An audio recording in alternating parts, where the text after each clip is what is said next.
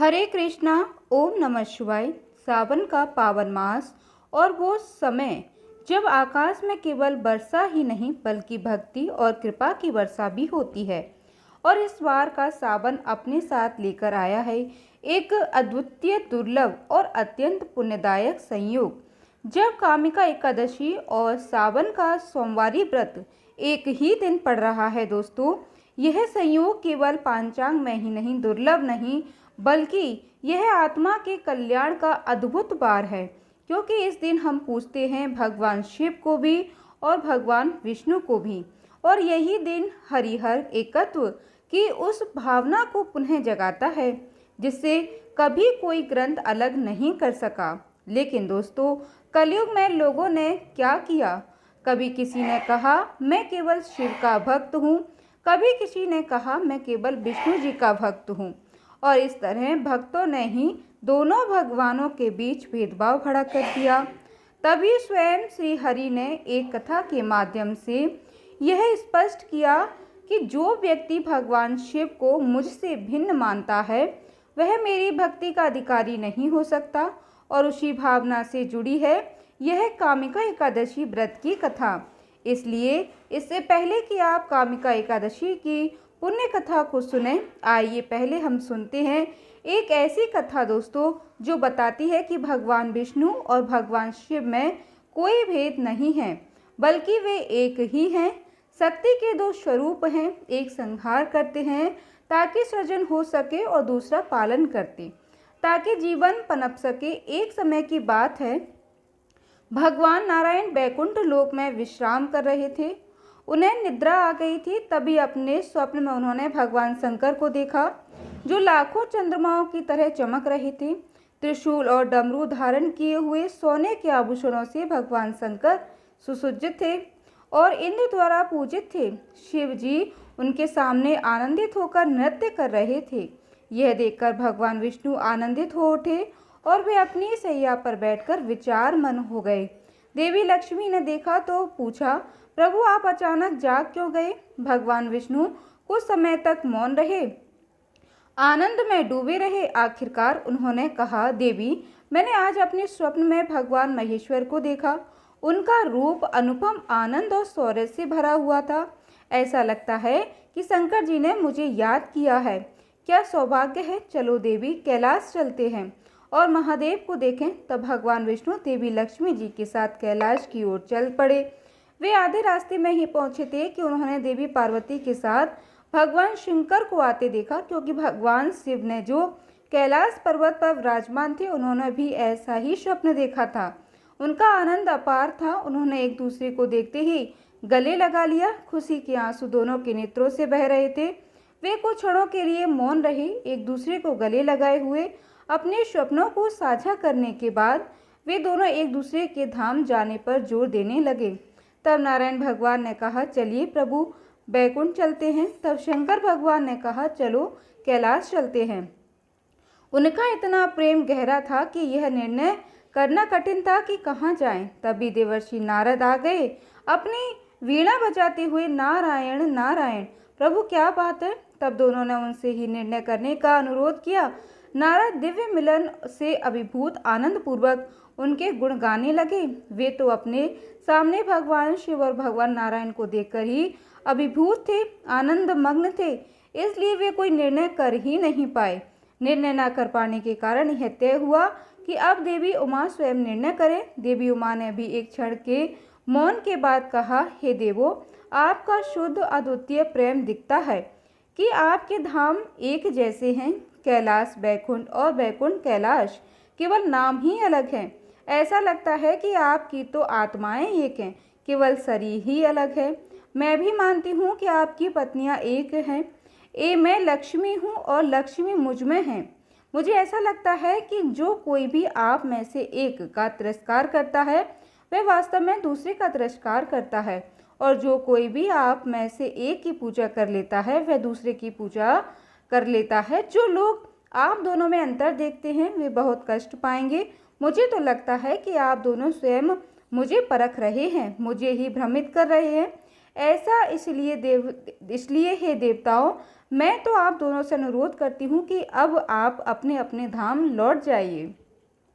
भगवान नारायण को सोचना चाहिए वह शिव के रूप में वैकुंठ जा रहे हैं, और भगवान शंकर को भी विचार करना चाहिए कि वे भगवान विष्णु के रूप में कैलाश जा रहे हैं। देवी उमा के इस निर्णय से दोनों देवता अत्यंत प्रसन्न हुए और उन्होंने देवी उमा की प्रशंसा की। उनका धन्यवाद करने के बाद वे दोनों अपनी अपनी धाम में अपनी पत्नी सहित चले गए। बैकुंठ लोक पहुंचने पर देवी लक्ष्मी ने उनसे पूछा, भगवान अब आप बताइए आपके लिए सबसे प्रिय कौन है। तब भगवान विष्णु ने उत्तर दिया, मेरे प्रिय आराध्य तो भगवान शंकर हैं। वे मुझे अपने शरीर के समान प्रिय। एक बार शंकर जी और मैं पृथ्वी पर घूमने निकले थे। मैं किसी ऐसे व्यक्ति की खोज में था जो मेरी तरह अपने प्रिय की खोज करता हो। तब मैंने भगवान शंकर से भेंट की और हम एक दूसरे की ओर ऐसे खींच गए जैसे हम पहले मिल चुके हों। मैं जनार्दन हूँ और मैं महादेव भी हूँ, वह महादेव और जनार्दन भी हैं। हम में कोई अंतर नहीं है। ऐसा अंतर नहीं है जैसे दो बर्तनों में रखा हुआ पानी।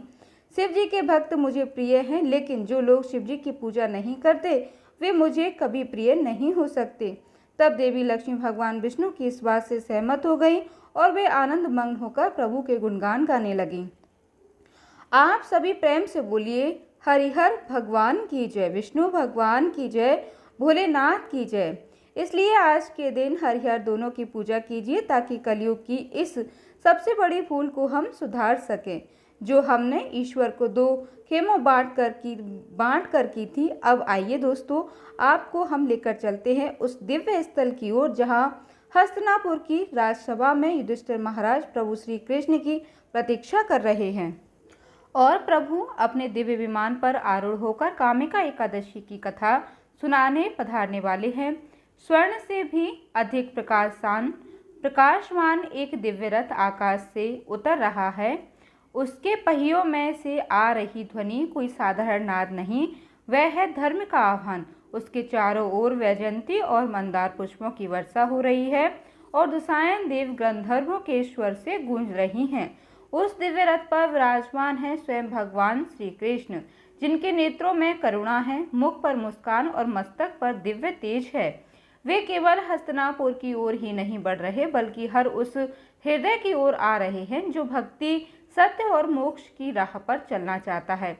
राजसभा में युधिष्ठिर महाराज श्रद्धा से खड़े रहे, हाथ जोड़कर प्रतीक्षा कर रहे हैं, क्योंकि यह कोई साधारण दिन नहीं, यह है एकादशी, और वह भी कामिका एकादशी जो पापों को हरती है और हर हृदय को हरि से जोड़ती है। इस पावन दिन जब भगवान स्वयं उतरते हैं कथा सुनाने, तो क्या आप भी तैयार हैं अपने मन रथ को भक्ति में साधने के लिए? आइए दोस्तों, अब हम प्रारंभ करते हैं वह कथा जो न केवल पुण्य का मार्ग दिखाती है बल्कि भक्त और भगवान के मध्य वो अमर संबंध भी प्रकट करती है जो कभी नहीं टूटता, कभी नहीं मिटता। भगवान श्री कृष्ण को प्रणाम करने के बाद धनराज युधिष्ठिर ने भगवान से हाथ जोड़कर पूछा, हे प्रभु, मैंने आषाढ़ मास के शुक्ल पक्ष की देवशनी एकादशी का सविस्तार वर्णन सुना। अब आप मुझे श्रावण मास के कृष्ण पक्ष की एकादशी की कथा सुनाने की कृपा करें। इस एकादशी का नाम क्या है, इसकी विधि क्या है, इसमें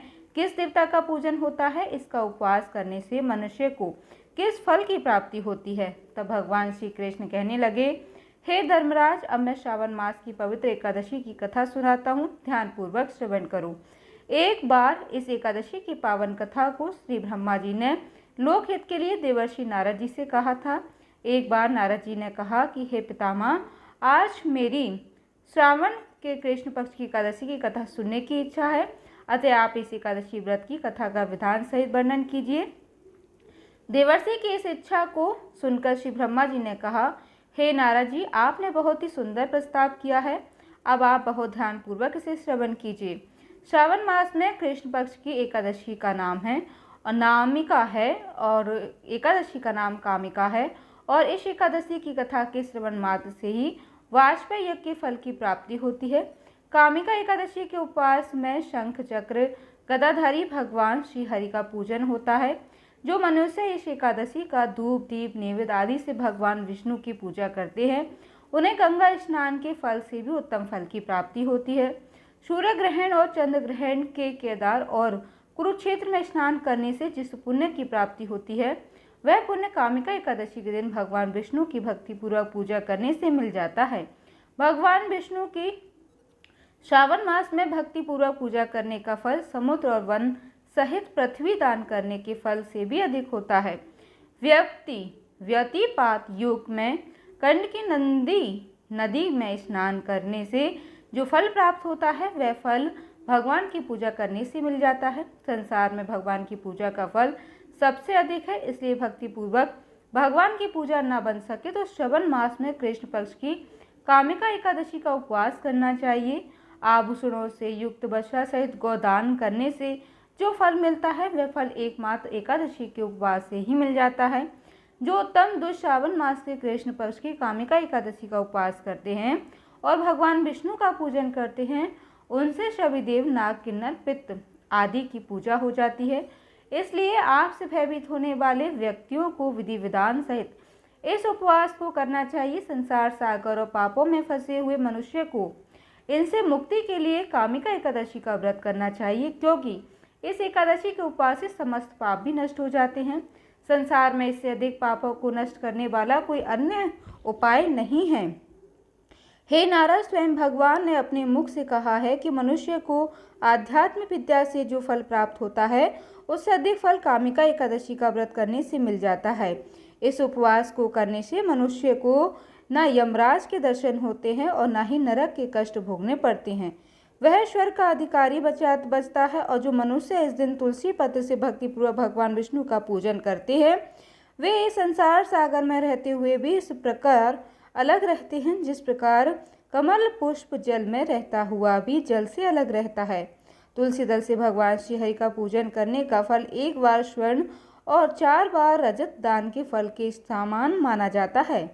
भगवान श्री विष्णु रत्न, मोती, मणि आदि आभूषणों की अपेक्षा तुलसी दल से अधिक प्रसन्न होते हैं।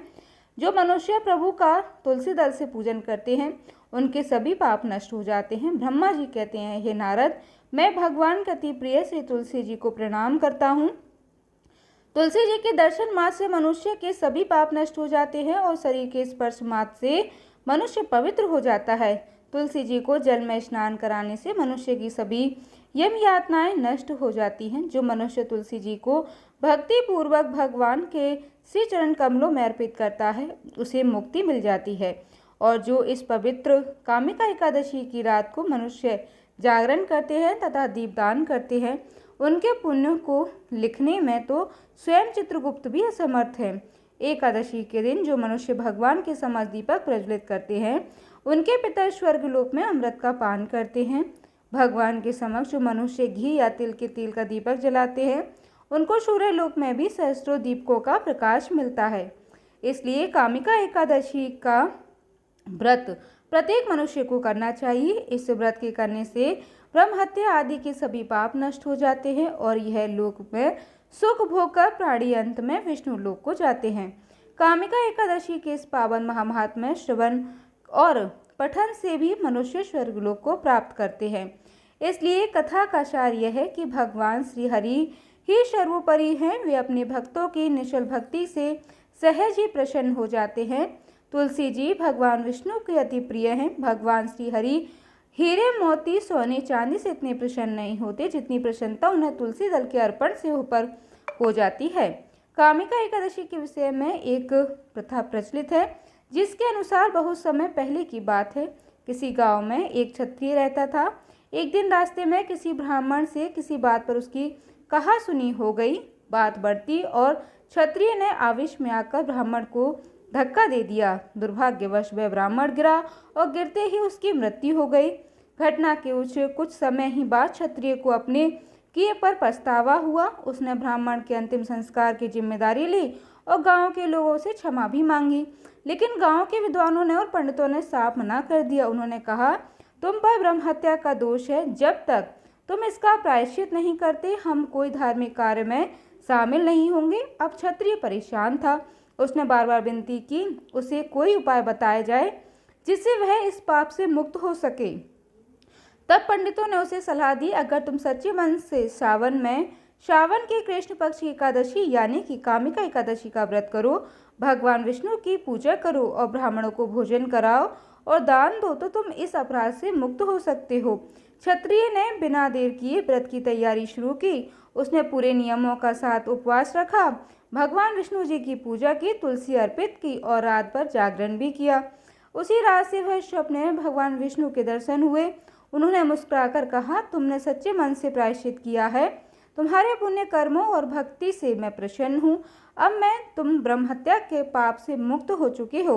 अगली सुबह जब क्षत्रिय उठा, उसका मन शांत और हल्का था। गांव के लोग भी उसकी तपस्या से प्रभावित हुए और उसे फिर से स्वीकार कर लिया।